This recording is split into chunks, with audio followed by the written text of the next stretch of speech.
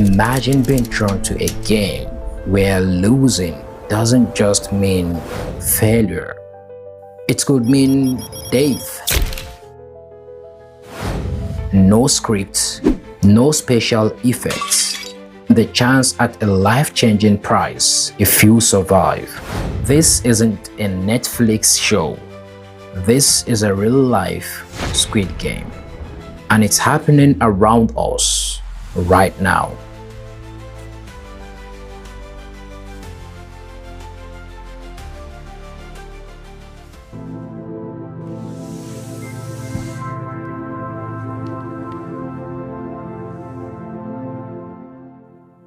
When Squid Game dropped on Netflix, it became a global sensation overnight.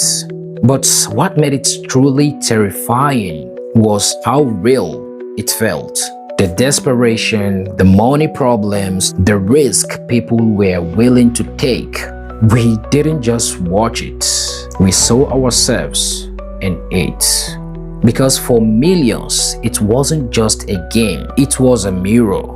What happens when you've lost everything and someone offers you a way out?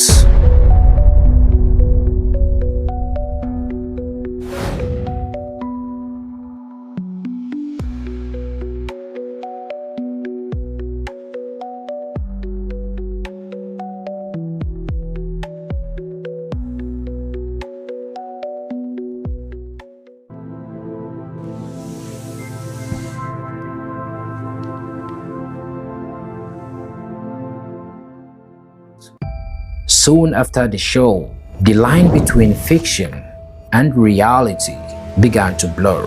From South Korea to Russia and even part of the US, underground games started popping up. Some legal, many not so much. In one case, a Squid Game challenge in Moscow promised $10,000 to the last person standing. Sounds fun, right? Until reports surfaced of contestants being slapped, tied up, and even locked up in a room for hours without food.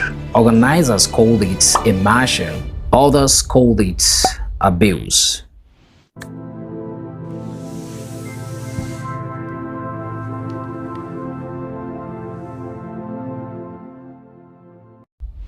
I am $63,300 in debt. And you're 20 years old? 23. 23. Okay. What's your 63,000 on? What kind of debt? It's 3 car loans, but it's a little bit of a unique situation because those 3 cars that I have, one is 33,000. The second is 18,300, and then the one which is personally mine is $5,000. Out of those 3, 2 are under me and my father, who recently, last year, after being unfaithful to my mother, left the household, and so he left me as the head of the household. What's your major? My major is art history. And with your major, how long would it take you to pay off your debt? I'm in a very privileged position right now that my parents are paying for my school, but I do have a debt for about like $3,000, but it is like pretty stressful. Yes, I finished high school and they told me I should continue studying. And I said, really? Yeah, they're like, it's gonna cost like $15K a year, $16K a year, but it's worth it. I did it for 4 years in a row. Boom, no job, and I owe what, $70K? Most of the people joining these games, they weren't thrill seekers. They were broke, jobless, and hopeless. Just like in the show, they saw the game as their only shot of survival. They told us it would be fun, but when the camera turned off, it was different. We were pushed, humiliated, but I stayed because I needed the money.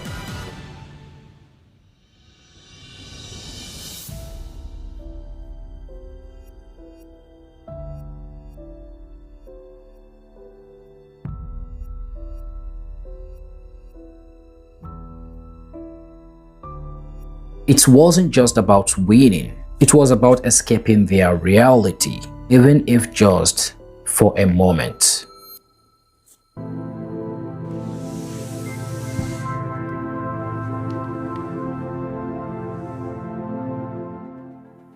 Even the safe versions aren't always so safe. Remember Mr. Beast viral Squid Game? It racked up hundreds of millions of views. I recreated every single set from Squid Game in real life, and whichever one of these 456 people survives the longest wins 456 grand. The first game we're gonna play is red light, green light, and they have 30 minutes to cross the red line on the other side of the huge room. It was colorful, exciting, and sanitized, but critics warned we were gamifying poverty, laughing at the exact people the original show was meant to defend. It's actually very upsetting to me that millions of people watched Squid Games, a fictional, scripted depiction of hundreds of people in dire poverty competing for money at the expense of their humanity, and thought, hey, wouldn't it be really cool if we did that in real life? As long as we don't literally kill people, it's all good. $456,000 Squid Game in real life. It's all so fitting because even school kids started imitating it, and that is where it got dark. Fights broke out. Some children were punished. Suddenly, the line between game and violence doesn't feel so clear anymore.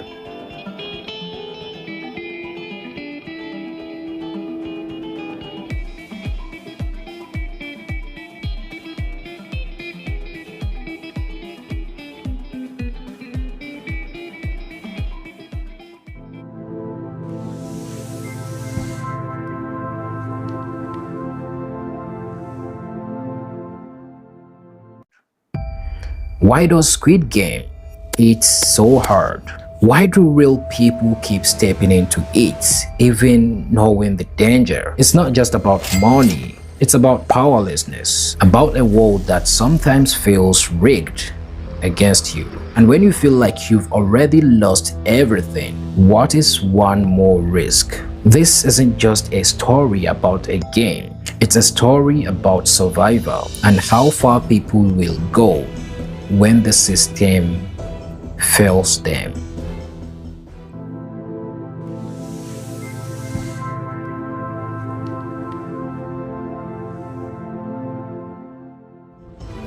The scariest part of the real Squid Game, it's not the games, it's the fact that they exist at all. Because as long as we live in a world where some people are drowning in debt, others profit from their desperation, the game will always be there, just waiting. But we can change the rule. We can speak up. We can create systems that don't force people into survival mode. In the real world, there are no second chances. So maybe it's time we stop watching the game and start changing it.